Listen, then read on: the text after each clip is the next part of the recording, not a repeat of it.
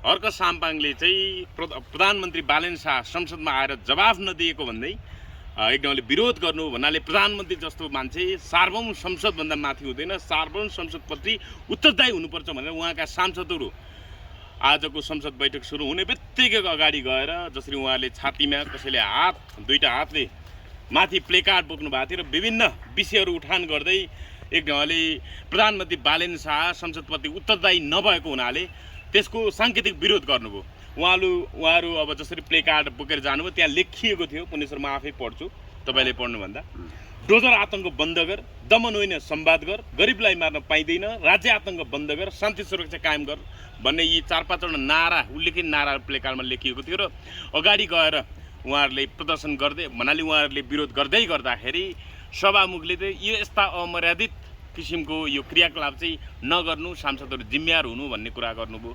कतिपय पत्रकारले फेरि यो विषय चाहिँ अलिकति होइन संसदीय मर्यादाभित्र नपर्ने हो कि यस्तो कहिले भएको थिएन, यो त सडक होइन नि, पर्चा पम्पलेटहरू प्लेकार्डहरू देखाउने र्याली प्रदर्शन गरे जस्तो गर्ने होइन भन्ने कुरा गरे। तर उहाँहरू त आफै सांसदहरू हुनुहुन्छ, कानुन बनाउन जानुहुन्छ, भोलि यो व्यवस्था रहन्छ भने पनि भोलि यसरी विरोध गर्न पाइन्छ भने कानुन बनाउन पनि सक्नुहुन्छ होला। यो विरोधलाई तपाईँले चाहिँ कसरी हेर्नुभयो पुनि साँच्चै यो अमर्यादित हरकत गर्नुभयो र हर्क साम्पाङले त्यसरी भन्न मिल्छ सभामुख डिपी अर्यालले? जब सिङ्गो देश डोजर आतङ्कको क्रूर छाया मुनि छटपटाइरहेको छ, हजुर, जब हजारौँ लाखौँ गरिब सुकुम्बासीहरू भविष्यको विषयलाई लिएर पिरलिएका मात्र होइन डिप्रेसनमा छन् र कैयौँको हत्या आत्महत्या जस्तो भइसकेको छ, जब देश आर्थिक रूपमा तबाह भएको छ, जब प्रधानमन्त्रीले संसदलाई रौँ बराबर बाल दिनुभएको छैन, जब प्रधानमन्त्रीको नजरमा सांसद भनेका त ऐरे गैरे भैरे नथु गैरे कुडा कर्कट झार पत्कर हुन्, जब पार्लियामेन्टको गरिमा राख्न खुद पार्लियामेन्टेरियनले सकिरहेका छैनन्, जब प्रधानमन्त्री जस्तो हुनुहुन्न, संसद जस्तो छैन, मन्त्री परिषद जस्तो छैन, त्यतिखेर भला आदमी तरिकाले बडो एकदम शालीन पल्टिएर एलिटको अभिनय गर्दै देशभक्त सांसदहरू चुप लाएर बस्दैनन्। यसको मतलब हर्क साम्पाङजीले माइक तोडेको छैन, रेलिङ भाँचेको छैन, विगतमा विसेन्द्र पासवानले जस्तो कुर्सी तोडेको छैन, युक्रेनको संसदमा डाक्टर अमरेश कुमार सिंह अहिले राष्ट्रसभाका सांसद भए उनले जस्तो म भन्दैछु, हाफ टी-सर्टै खोलेको थियो उनले, त्यो भन्दैछु, नाङ्गे झन्डै निर्वस्त्र म सबै कुरोमा आउँछु। युक्रेनको संसदमा पेट्रो पेरिसिनको विरुद्ध अन्डा र गोलदाडा प्रहार गरेका थिए कुनै सबै यही सर्भेन्ट अफ पिपुल भन्ने भ्लादिमिर जेलेन्स्कीको पार्टीमा यहाँ अटाएका कतिपय अराजक सांसदहरूले त्यस्तो अशोभनीय प्रदर्शन गर्नुभएको छैन, हिंसा गर्नुभएको छैन र विगतमा रासोपाको अहिले सांसद भई टोपलेका र विगतका कालो काङ्ग्रेस मानिएका र विकास ठाकुरले सप्रमाण करोडौँ सम्पत्तिको मालिक, 20औं करोड सम्पत्तिको मालिक र जग्गाको मालिक कसरी भयो भनेर प्रश्न उठाउँदा त्यो प्रश्न सहित अख्तियारमा केस हाल्न जाँदा त्यो विषयलाई विषयान्तर गर्न मिडियामा छायामा पार्नको लागि संसदीय गरिमा मर्यादा विपरीत चरिनाङ्गो त भन्दिनँ, अर्धनग्न भएर माथिको टी-सर्ट खोलेर अशोभनीय हरकत प्रदर्शन गरेको त्यही रासोपाले हो। त्यही रासोपाका मान्छे चाहिँ हिजो संसद भवन जलाउन गएका भनेर आज छ्यापछ्याप्ती मिडियामा छ। अब उनीहरू चाहिँ सबै शालीन भव्य गरिमामय, त्यस कारण म तपाईँलाई भन्छु विरोध प्रदर्शनको यो शैली गैर संवैधानिक होइन, अमर्यादित होइन, होइन अमर्यादित पनि होइन र संसदीय कानुन विपरीत पनि होइन, संसदको नियमावली ऐनको विपरीत पनि होइन। कतिले भन्लान् यो गर्न पाइँदैन। अब यो पत्रकार नामका पत्रकारिता गर्ने भारतको गोदी मिडिया भने जस्तै या बालेनका पालेन मिडियाहरू यो सञ्चार कर्ममा लागेको भनिएका यी भजमनेहरूले काम पाउँदैनन्, जति गरे पनि होइन। चौतर्फी असफल भएपछि यही प्रश्न सोध्ने पेसामा लागेको जस्तो पनि देखिन्छ कतिपय। त्यो फ्रस्ट्रेसन निकाल्न गइरहेका छन्। अब उनीहरू वास्तवमा भन्ने भने एउटा मामुली पर्चाकारिता गर्न पनि सक्दैनन्, आफूलाई पत्रकार भन्छन्। त्यस कारणले देश तथा विकास समृद्धिको पक्षमा हिलोबदुलोमा चटाइको गुन्द्रीमा बसेर काम गर्ने हर्क साम्पाङले त बरु रवि लामिछानेलाई सजिलो पारिदिनु भएको छ। रवि लामिछानेको लागि अहिले बालेन शाहजी घाँडो भइसक्नुभयो। निल्नु न ओखल्नु, खाउँ भने दिनभरिको शिकार, नखाउँ भने कान्छाबाबुको अनुहार भने जस्तो दिन दुगुना रात चौगुनाको दरले पार्टीको प्रतिष्ठा धाराशायी हुँदैछ। अब कि त बालेनजी र यो सरकार रहने, कि त बालेनजी र यो सरकार सिद्धिने कि त देश सिद्धिने, यो दुईटा मध्ये एउटा भइसकेका छ। यिनले राष्ट्रपाललाई पनि सतीरानी भइसके, रविजीको लागि बोध साबित भइसकेका छन्। हो यतिखेर सरकारका प्रधानमन्त्री बरु भगवान खोज्दा भेटिएला, तर भेटिँदैन। हर्क साम्पाङले त्यही भएर हैरान परेशान भएर एउटा बडो व्यङ्ग्यात्मक स्ट्याटस देख्नुभयो। बालक हराएको सूचना टाइपले प्रधानमन्त्री कहीँ देख्नुभयो, फेला पार्नु हो भने संसदमा पठाइदिनु भनेर वाह क्या बात, उहाँले व्यङ्ग्यात्मक शैली प्रयोग गर्नुभयो। पहिला टिभी रेडियोमा बालक हराएको, वृद्ध हराएको सूचना आउँथ्यो, त्यही शैलीमा प्रधानमन्त्री होइन। उहाँले ठ्याक्कै के लेख्नुभयो भने संसदभित्रबाट लेख्दै उहाँले संसद बैठकमा सहभागी हुँदै उहाँले के लेख्नु भएको थियो भने केही घन्टा अगाडि, अहिले म संवाद गरिरहेको भन्दा 4-5 घन्टा अगाडि रहेछ, सूचना सूचना सूचना, कसैले हाम्रो प्रधानमन्त्रीज्यूलाई भेट्नु देख्नु भयो भने संसदमा पठाइदिनु होला, धन्यवाद भनेर एकदमै दरो खरो व्यङ्ग्यात्मक शैलीमा लेख्नु भएको छ उहाँले।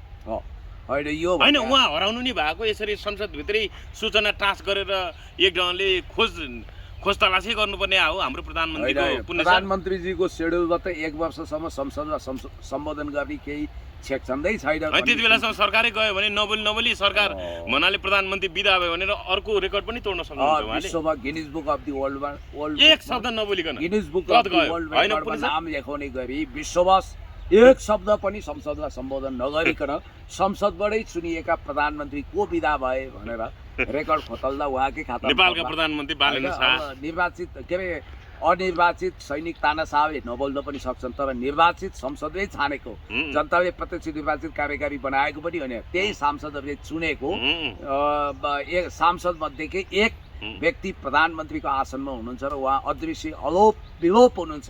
त्यसकारण यो काहीँ नभएको जात्रा हाँडीगाउँमा नभएको जात्रा सिंहदरबार र बालुवाटारमा लागेको देख्दा अजिब सा गरिब दृश्य हामीले देखिरहेका छौँ। भत्ताभुङ्ग देशको लथालिङ्ग चाला जसले जान्वा उसैले खाला भने जस्तो स्थिति पनि पैदा भएको छ। त्यसैले म तपाईँलाई भन्छु कि अहिले हर्क साम्पाङज्यूले के नराम्रो कुरा उठाउनु भयो, यो त क्रिएसन हो। अहिले हेर्नु न, सर्वोच्चले उचित विकल्प बिना होइन डोजर नचलाउनु सुकुम्बासी बस्तीहरू अव्यवस्थित बस्तीहरूमा भनेर भनेको छ, तर बाँके कोलपुरमा 700-800 घरहरू अहिले यो 4 दिनमा भत्काइसकेको छ भन्नाले अदालतको आदेश विपरीत यो ढङ्गले सरकार किन आक्रामक तरिकाले गइरहेको छ?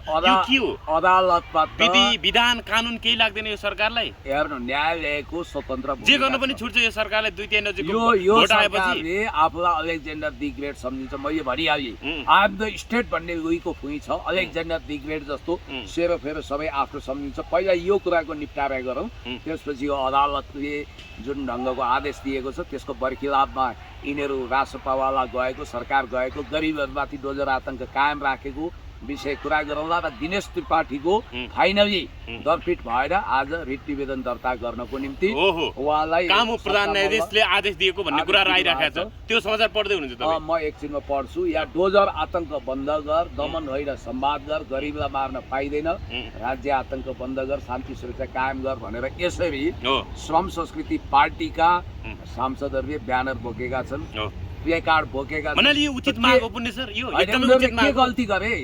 यो त तपाईँको कलमले लेखिएको कागज हो, कागज देखाउनु नपाउने? यो कुनै गोप्य अङ्ग प्रदर्शन गरे हो?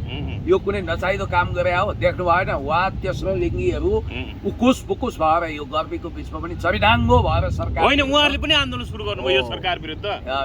भन्नाले जतासुकै सरकार विरुद्ध असन्तुष्टि बढाएको छ, प्रताडित हुन थालेको छ, सडकमा आउन थालेको छ। हेर्नुहोस् त बुटोलमा हेर्नु त 10,000 को हिजोबाट यो आवाज बुलन्द छ, यो उठ्नै पर्यो, किनभने डोजर आतङ्क बन्द हुनुपर्छ भन्ने यो नागरिकको माग हो। त्यस कारणले गर्दाखेरि अब तपाईँले भन्नुभयो, हेर्नुहोस् अदालत अहिले वास्तवमा हुन त अदालत हिजो पनि राम्रो थियो, आज पनि छ, भोलि पनि हुन्छ।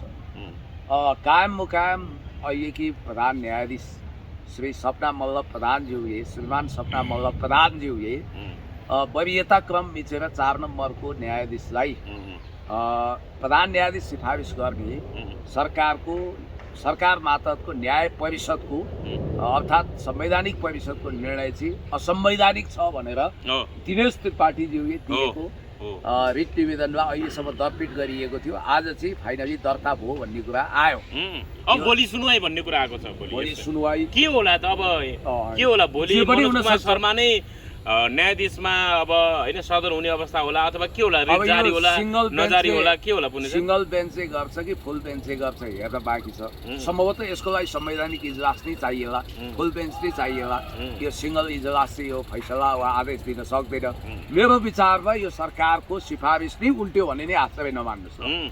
किनभने त्यो पनि हुन सक्छ अनि बहुमत अल्पमतको हुन्छ फुल बेन्च हुँदा पनि हो बहुमत अल्पमतको हुँदा त मलाई लाग्छ यो रोलक्रम मिच्ने कुरा अल्पमतमा पर्छ र सरकारको निर्णय अल्पमतमा पर्छ यसै पनि तीनजना अन्यायमा परेको टाइपका न्यायाधीशहरू त्यसको पक्षमा रहने कुरै भएन।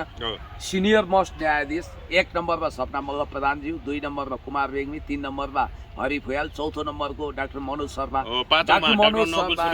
डाक्टर मनोज शर्माजीको काबिलियतमा मलाई कुनै डाउट छैन, उहाँ असल हो होला।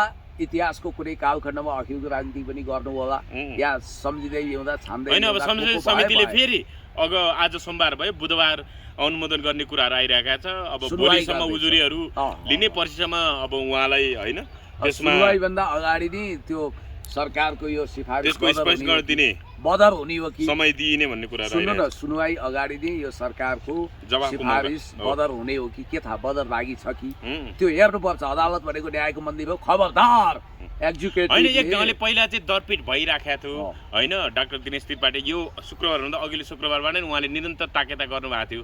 तर अहिले अब यो भन्नाले सिधै उहाँले जुन ढङ्गले यो रिट चाहिँ दर्ता गर्न आदेश दिनुभयो नि, यसलाई चाहिँ कसरी हेर्नुभयो? सकारात्मक लिनु यो सकारात्मक भन्नाले दर्ता त हुनु पर्यो नि होइन, दरपिटै गर्ने भन्नाले सुनवाईमै नजाने यस्ता मुद्दाहरू त सुनवाईमा त जानु पर्यो नि त। पहिला गम्भीर इजलासले सुनवाई गर्नु पर्यो नि त। मैले तपाईँलाई भनिहालेँ यो इतिहासमा एउटा नजिर बस्ने टाइपको गम्भीर किसिमको न्यायिक निरूपण हुँदैछ। यो विषयलाई अदालतले आफ्नो कजिसबाट बाहिर राख्नु हुँदैन, यो सुनवाई हुनैपर्छ भनेरै सायद सपना मल्ल प्रधानज्यूको आदेश आयो। एउटा कुरा के भने सपना मल्ल प्रधानले न्यायाधीशको शपथ खाइसकेपछि न्यायाधीशको काम कर्तव्य र अधिकारभन्दा कहिले पर जानु मलाई त लाग्दैन। उहाँ हमेसा इमान्दार हुनुहुन्छ। उहाँलाई सिफारिस नगर्नुको कारण के त कि उहाँ अयोग्य हुनु पर्यो? तर एकीमणि नौपाने जो राष्ट्रसभाका सांसद पहिला पल्साको विषयमा बोलेर भाइरल भएका र अहिले सांसद बनेका अधिवक्ता एकीमणि नौपालले आज संसदमा उठाए के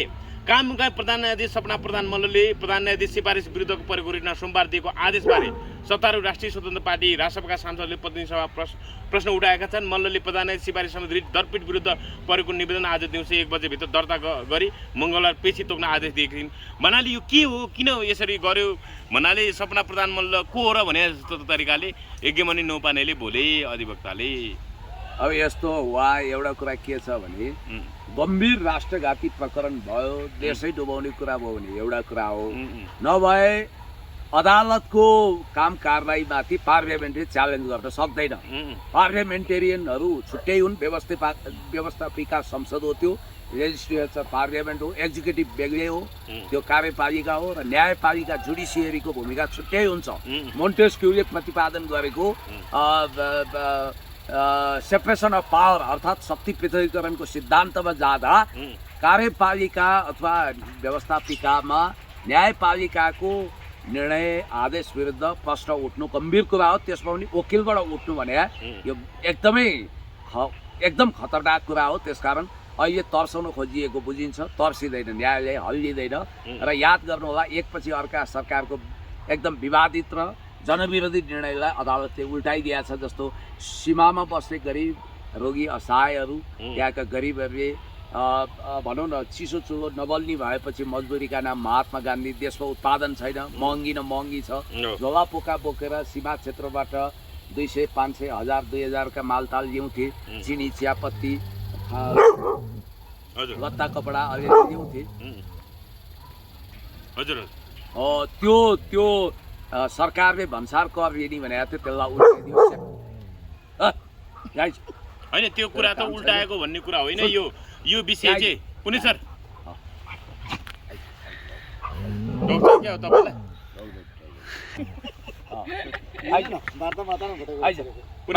कुनै सर अलिकति लम्ब्याउनु पर्यो, त्यसपछि कृष्ण कुमार कार्कीको विषयमा जाउँला। त्यो प्रधान न्यायाधीशको उतैबाट न्युज पनि छ, त्यो पढ्नु नि त। भनेको न्यायको मन्दिर हुनाले त्यसका काम कारबाहीको विषयमा प्रश्न उठाउन यो विषयमा के न्युज पढेर पनि सुनाउनु। अब अर्को कुरो के भने अहिले सरकारको निर्णयहरू उल्टिएको छ, जस्तो कि विद्यार्थी सङ्गठन ट्रेड युनियन खारेज गर्ने हो अनि सुकुम्बासी बस्तीमाथि डोजर नचलाउनु अर्को प्रबन्ध नहुँदासम्म भन्ने हो। निर्णयलाई पनि धोती सीमावर्ती विषयमा त सरकारले- गलत रहेछ भन्ने कुरा मिनिस्ट्री मिठियाले सच्याइसकेका छन्। हो त्यसमा चाहिँ अहिले त्यो रोकेको होइन कि त्यसलाई व्यवस्थित गर भन्ने कुरा मात्रै हो सीमावर्ती क्षेत्रमा। हो। अब अर्को कुरो के भने जसरी अमानवीय र निर्दयी तरिकाले डोजर चलायो, बुटलमा हजारौँ मान्छे जम्मा भए। हो। अब यहाँ न्यायपालिकाको विषयमा केही जेन्युन कुराहरू आएका छन्, म पढिबाची सुनाउँछु। उम्, प्रधान न्यायाधीश सिफारिस सम्बन्धी रिट दरपिट विरुद्धको निवेदन आजै दर्ता गर्ने आदेश गर्ने आदेश भनेर गर्न यहाँ आदेश। समाचार आएको छ। अब के रहेछ म पढिबाची सुनाउँछु। यहाँ सेतो पार्टीमा आएको रहेछ। प्रधान न्यायाधीश सिफारिस सम्बन्धी रिट दरपिट विरुद्धको निवेदन आजै दर्ता गर्ने आदेश। मुद्दा हेर्ने रजिस्ट्रार र मुख्य रजिस्ट्रारबाटै न्यायिक प्रक्रियालाई अवरोध। कामु प्रधान न्यायाधीश कायम मुकाम प्रधान न्यायाधीश सपना प्रधान मल्लले प्रधान न्यायाधीशको मनोज कुमार शर्माको सिफारिस सम्बन्धी रिट दरपिट विरुद्ध परेका निवेदन दर्ता गर्न आदेश दिएकी छिन्। संवैधानिक परिषदले शर्मालाई प्रधान न्यायाधीशमा नियुक्ति सिफारिस सम्बन्धी रिट दरपिट गर्ने सर्वोच्च प्रशासनको निर्णय विरुद्ध परेका निवेदन दर्ता गर्न प्रधानले प्रशासनिक आदेश दिएकी हुन्। प्रधानले सोमबार दिउँसो 1 बजेभित्र सबै रिट निवेदन तथा दरपिट आदेश उपरको निवेदन समेत दर्ता गरी मङ्गलबार पेशी चलाउन आदेश दिएकी हुन्। उनले आफ्नो आदेशमा प्रधान न्यायाधीशमा सिफारिस शर्माकै आदेशमा सर्वोच्च प्रशासनले रिट दर्ता नगरेको विषयलाई गम्भीरताका साथ लिएको उल्लेख गरेकी छिन्। निवेदकले ल्याएको निवेदन नै कानुन बमोजिम दर्ता गर्न अधिकार तोकिएको अधिकारीबाट दर्ता नगरी राख्दा न्याय पहुँचमा अवरोध पुग्ने त छँदैछ, साथै कानुन बमोजिमको न्यायिक प्रक्रियाको समेत उल्लङ्घन हुन जाने स्पष्ट छ। आदेशमा भनिएको छ, सम्पूर्ण माननीय न्यायाधीशहरू समक्ष मुख्य रजिस्ट्रारको ध्यानाकर्षण गराउँदा प्रधान न्यायाधीशमा सिफारिस माननीय न्यायाधीशले नै निर्देशन दिनुभएकोले नगरेको भन्ने कुरा जानकारी गराउनु भयो। मुद्दा हेर्ने रजिस्ट्रार र मुख्य रजिस्ट्रारले नै न्यायिक प्रक्रियालाई अवरोध पुर्याउन खोजेको टिप्पणी समेत कायम मुकाम प्रधान न्यायाधीशको आदेशमा छ। आदेशमा भनिएको छ, अदालतमा दर्ता हुन आएको लिखित निवेदन दर्ता गर्न वा दर्ता गर्न नमिल्ने देखिएको लिखित दरपिट गर्न अधिकार मुख्य रजिस्ट्रारलाई प्राप्त भएको अवस्थामा 83/1/23, 83/1/25 लगायतका मितिमा निवेदक तर्फबाट दर्ता गर्न वा दर्ता नगरी ढिलाइ गरी रिट दर्ता शाखामा मुद्दा हेर्ने रजिस्ट्रार र मुख्य रजिस्ट्रारले अल्मल्याउन खोजी न्यायिक प्रक्रियालाई नै अवरोध पुर्याउन न्यायपालिकाको स्वच्छता, निष्पक्षता र सक्षमता र स्वतन्त्रतामाथिको उदासीनता र अकर्मण्यता हो। प्रधान न्यायाधीशको शर्मालाई सिफारिस गर्ने निर्णय विरुद्ध परेका रिटहरू दरपिट भएपछि त्यस विरुद्ध परेका निवेदन सर्वोच्च प्रशासनले होल्डमा राखेको थियो। त्यसमा असहमति जनाउँदै 30 जना वकिल कामु प्रधान न्यायाधीश सपना प्रधान मल्ललाई सोमबार भेट्न बिहान गएका थिए। यसअघि सर्वोच्च अदालतका रजिस्ट्रारले वैशाख 25 गते प्रधान न्यायाधीश सिफारिस विरुद्ध परेका 3वटा रिट दरपिट गर्ने आदेश दिएका थिए। त्यस विरुद्ध परेका निवेदन होल्ड गरेर राखिएको विषयमा असन्तुष्टि जनाउँदै सोमबार वकिलहरू कायम मुकाम प्रधान न्यायाधीश सपना मल्ल प्रधानसँग कुरा गर्न गएका हुन् भनेर यो अलिकति लामो छ। कुरा चाहिँ के हो भने यस प्रकारले न्यायिक इतिहासमा एक हिसाबले कि त तपाईँले वरियता भत्काउनको निम्ति सपना मल्ल प्रधान अयोग्य भएको घोषणा गर्नु पर्यो, कि उहाँको चरित्र नैतिकता र निष्ठामा प्रमाणसहित प्रश्न उठाउनु पर्यो, कि त उहाँमा गम्भीर विचलन आएको हुनु पर्यो। होइन भने अन्य अवस्थामा मनोज शर्माजी काबिल हुनुहुन्छ, राम्रो हुनुहुन्छ, म उहाँलाई कदर गर्छु, सम्मान गर्छु। भलै झलनाथ खनाल प्रधानमन्त्री हुँदा 67 सालमा जम्बोरी न्यायाधीशहरूको टोलीसहित उहाँ पनि बधाई थाप्न जानुभएको थियो भन्ने कुरा आयो। र टेलिकम जस्तो तपाईँको यो एनसेल प्रकरणमा पनि उहाँको आदेश विवादित भयो, विवादमा मुस्यो। एनसेललाई कर छुट दिने सम्बन्धी पनि उहाँले निर्णय गर्नुभयो भन्ने कुरा आयो। त्यो बाहेक उहाँको आदेशमा कुनै त्रुटि भएको, कमजोरी भएको भन्नाले भोलि के होला त मुलुकले 33औं प्रधान न्यायाधीशमा सर्वोच्चबाट पनि डाक्टर मनोज कुमार शर्मा नै त्यो सिफारिसको विषयमा रिट जारी नगर्ने र अब संवैधानिक परिषदको सिफारिस नियुक्तिको सिफारिस नै सदर हुने सम्भावना छ। होइन, सरकारको यो सिफारिसले नै संवैधानिक सङ्कटतिर लक्षित गर्छ। के होला भोलि केही भन्न सकिन्छ? अब भोलि सम्भवतः फुल बेन्चले वा संवैधानिक इजलास बसाउन सक्छ यसमा, अथवा सिङ्गल डिसिजन त नआउला।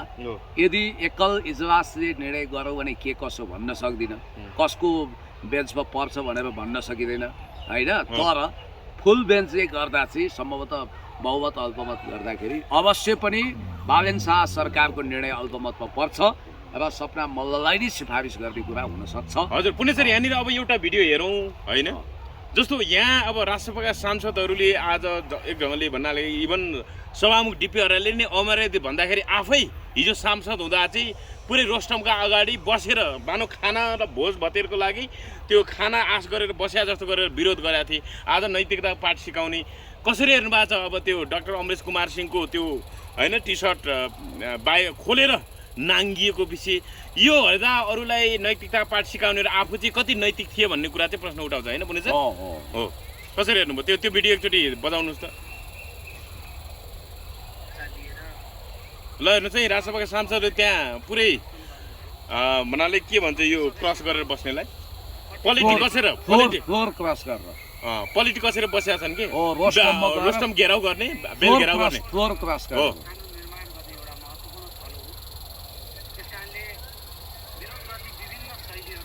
हो। आज चाहिँ हर्क साम्बाले यसरी अथवा संशोधित पार्टीले यसरी नैतिकताको सबक सिकाउँदैछन् है। अलि यसो गर्नु न पुण्य सर, अलि भएन कि यो गर्नु अलि अगाडिबाट बजाउनु, अलि फेरि बजाउनु त ल, फेरि भएन ल बजाइहाल्नु त। भन्नाले के रहेछ पुण्य सर त्यहाँ हेर्नुहोस् त के रहेछ त्यो? यो विरोध प्रदर्शन हिजो राष्ट्रसभाले गरे, पुरै फ्लोर क्रस गरेर भुइँमा बसेका छन् होइन, रोस्टम घेर्न पुरै पोलिटी कसेर रोस्टम घेराउ गरेका थिए। आज हर्क साम्बाले रोस्टम घेराउ गर्दै पर्चा देखाउँदाखेरि चाहिँ उनीहरूले अमर्यादित भने होइन, कसरी हेर्नुभयो यो? अब अर्को कुरा हर्क साम्बाले आज चाहिँ फेरि भन्नाले त्यसपछि उहाँले बोल्ने समय पाउनुभयो, बोल्दाखेरि सिंहदरबारबाट त दर्जनौँ भवनहरू यो जेएनजी आन्दोलन क्रममा जलाइए, तीमध्ये कुनै एउटा भवन चाहिँ हामीलाई जिम्मा दिनुभयो भने श्रमदान मार्फत हामी जस्ता तस्तै बनाउँछौँ भनेर भन्नुभयो, कसरी हेर्नु? होइन, मान सोच हो, सबै विपक्षीहरूले हर्क साम्पाङज्यूलाई साथ दिनुपर्छ, उहाँलाई हौसला बुलन्द गर्नुपर्छ। यहाँ मैले सम्भावना त के देखेँ भने यो अलिकति फरक प्रसङ्ग हो। तपाईँले भारतमा एसपी बाल सुब्रमण्यम भन्नेको मखमली आवाज सुन्नु भएको छ नि, दिल दिवाना दिल सजना के मानेन भन्ने, मेरो त राम्रो स्वर छैन। त्यो एसपी बाल सुब्रमण्यम साउथबाट आएको महान गायक। भरे के भयो भने एउटा कसैले भोजमा निमन्त्रणा गरेको थियो र त्यहाँ यस्तो विषाक्त चिज केमिकल्स मिसाइयो जसको कारण उहाँको घाँटी सखाप भयो। 10 वर्ष लाग्यो उहाँको भोइस रिकभर गर्न। ब्रिटेनमा गएर बल्ल बल्ल गर्नुभयो, त्यति जेलसम्म उहाँको करियर ध्वस्त भएको थियो। अब ह्युगो चावेजको कुरो त तपाईँलाई थाहा छ, लिबियाका महान नेता कर्नल गद्दाफी जो मारिए, उनले ह्युगो चावेजको स्वास्थ्य अवस्था बिग्रिँदा एउटा टिप्पणी गरेका थिए, म हमेसा अमेरिका जाँदा टेन्ट टाँगेर आफ्नै कुक लगेर खाना खान्थेँ, मलाई पागलपनमा गयो भन्थे। तर त्यो यथार्थ किन थियो भने फिडेल क्यास्ट्रोले पनि अमेरिकामा बनेको खाना खानुहुन्न, सिलिकन युक्त खाना खाइसकेपछि क्यान्सरको जीवाणु फैलिन्छ र अमेरिकाले साइलेन्स किलिङ दिन सक्छ भनेर म त्यसो गर्थेँ। मैले तपाईँ हतार नगर्नु न, अहिलेको समयमा गोली नै हान्नु पर्दैन, मदन भण्डारी जस्तो गाडी नै दुर्घटना गर्नु पर्दैन होइन, अनेक ढङ्गले मान्छे सिद्धाउन सक्छन्। साइलेन्स किलिङमा लान सुषमा स्वराज र अरुण जेटलीको मृत्युलाई पनि त भारतमा रहस्यमय मानिन्छ। हर्क साम्पाङ जहाँ विभिन्न ठाउँमा भोजमा बोलाउनुहुन्छ नजानु होला। कस्तो खाद्य पदार्थ, अब तपाईँलाई भनौँ न, भोलि तपाईँको औँलै नचल्ने बनाइदियो भने अथवा तपाईँको आँखाको दृष्टि नै खोस्री गरी सेटिङ गरे भने कुनै त्यस्तो रासायनिक प्रयोग गरेर अथवा तपाईँको आवाजै गुम हुने गरी एसपी बाल सुब्रमण्यमको जस्तो त्यसो गरिदियो भने तपाईँको त हतियार भनेको फेसबुक चलाउन हात चाहियो, अनि आँखा चाहियो, अनि आवाज चाहियो। भोलि ह्युगो चावेज जस्तै तपाईँलाई विषाक्त खाद्य पदार्थको शिकार बनायो भने त्यस कारण अब सुरक्षा घेरा त हामीले भनेपछि अलिकति बनाउनु भएको छ, उहाँ सुरक्षित रहनुपर्छ, जिउ राखेको घिउ खाइन्छ होइन। अहिले चाहिँ उहाँलाई एक ढङ्गले क्युआर पार्टी भन्नेदेखि लिएर त्यहाँ अब अहिले त विषयहरू कसरी आइरहेका छन् भने त्यो श्रम पार्टीको श्रम अभियान जाँदाखेरि घर परिवारको सम्बन्ध बिग्रियो, डिभोर्सको रेट बढ्यो भन्नेसम्मको चर्चा भइरहेको छ। यो के हो कुनै सर बदनामको खेल भइरहेको हो कि के हो यो? श्रमदान गर्ने साथै के डिभोर्स हुन्छ, परिवारकै सम्बन्ध टुट्छ, श्रीमान श्रीमती नै अविश्वास बढ्छ भन्ने हुन्छ र? म टिकटकमा एउटा श्रम संस्कृतिकै बहिनी छ, कहिलेकाहीँ जोडिएर खेल्छु, गेम खेल्छु। बिचरा त्यो बहिनीको अपोनेन्ट भयो, उनले त्यसलाई ब्लक गरे हुँदो अथवा म्युट गर्छिन्, म कहाँ आएर आमा त्यो दार्चुलाको जङ्गलभरि कन्डम भेटियो रे नि भन्छन्, के भन्छन्, वायात किसिमको प्रोपोगन्डा मचाउँछन्, ह्यारेसमेन्ट गर्छन्, तपाईँको नभएका नचाहिँदा कुराहरूको कमेन्ट कुदाउँछन्, अतिरञ्जित टिप्पणी गर्छन्, मानव हर्क साम्पाङको पार्टी भनेकै चन्दाको धन्दा लुटपाट गर्ने भनेर उनीहरूले प्रचार गर्छन्। तर याद रहोस्, सेतो हिउँ जस्तो दारी कपाल खोलेका अख्तियारद्वारा सर्वोच्चमा मुद्दा दायर गरिएका व्यक्ति नै यो अभियानमा सबभन्दा अगाडि छन्। अब उनी रासपाभन्दा चर्को रासपा छन्। राजकोट हस्पिटलमा 20 करोड बराबरको चन्दा उठ्यो, तर 5 करोडको काम भयो, बाँकी 15 करोडको हिसाब किताब होइन। रासपाले हेर्नु त समानुपातिक सांसदको लागि 50,000, प्रत्यक्षको लागि 25,000 दरले उठाए। समानुपातिकमा त झन्डै 500ले आवेदन दिए, 500 × 50,000 गर्दा कति हुन्छ? झन्डै 20-22 करोड होला। सबभन्दा ठुलो गोलमाल त रासपामा भएको छ। तर पनि बालेन शाहको तुलनामा चाहिँ रवि लामिछाने तै विषय होइन। अहिले महाधिवेशन पनि असारमा गर्दैछन् र महाधिवेशन पनि लेबी उठाउँदैछ, कति हो होइन, उनीहरूको त नियमित सेड्युल त्यो। तर यो कुरा चाहिँ फेरि भीम उपाध्यायले यो कुरामा चाहिँ ध्यान जाँदैन। कहाँ जान्छ? अब म भन्छु, बालेनलाई हटाएर अथवा बालेन सरकारलाई अपदस्थ गरेर नयाँ बन्ने सरकारको प्रधानमन्त्री को हुने? अब अदालतबाट बरु अलिअलि केही क्लिन चिट लिएर रवि लामिछाने तातै हुन्छ के? रवि लामिछाने प्रधानमन्त्री हुन्, बरु यसमा आपत्ति भएन। होइन, हर्क साम्पाङले त कहिले त्यो रवि लामिछाने बरु जवाब दिन सक्छन्। बालेन शाह भन्दा रवि लामिछाने उचित हुन्छ प्रधानमन्त्री बन्न, कम्तीमा पनि उनले प्रश्नको जवाब त दिन्छ, भागेर हिँड्दैन भनेर भन्नुभएको यो अवस्था आछ। जान्नेलाई छान्ने भन्छन्, या त तपाईँको अपराध गर्नेलाई छान्ने हो कि जान्नेलाई छान्ने हो कि के गुन्डागर्दी गर्ने? होइन, अहिले तपाईँले त्यो अपराध गर्नेलाई छान्ने हो कि नजान्नेलाई पो छान्ने हो कि भनिराख्दाखेरि विदेशी युवतीलाई गर्भवती बनाएर माननीय बेपत्ता भन्ने समाचार आयो पुण्य सर। त्यही पनि यो मोरङ 2बाट रासोबाट निर्वाचित कृष्ण कुमार कार्की रहेछ, जो हतियारधारी समूहको एउटा दस्ता जस्तो हिजो जनजी आन्दोलनमा उनको फोटो भिडियो बाहिरिएको थियो। आज उनी सांसद भए, तर उनको हरकत भने यो समाचार यदि आधिकारिक रूपमा पुष्टि हुने समाचार हो भने यिनको अपराधलाई कसैले होइन मनाले कानुनी दायरामा ल्याउनु पर्ने जस्तो देखिन्छ। कसरी हेर्नु भएको थियो यो समाचारलाई तपाईँ? यहाँ पहिलो कुरो त विदेशी युवतीलाई गर्भवती बनाएर माननीय बेपत्ता। यो समाचारको पुरापुर आधिकारिकता र जिम्मेवारी जनआस्था न्युजको हो।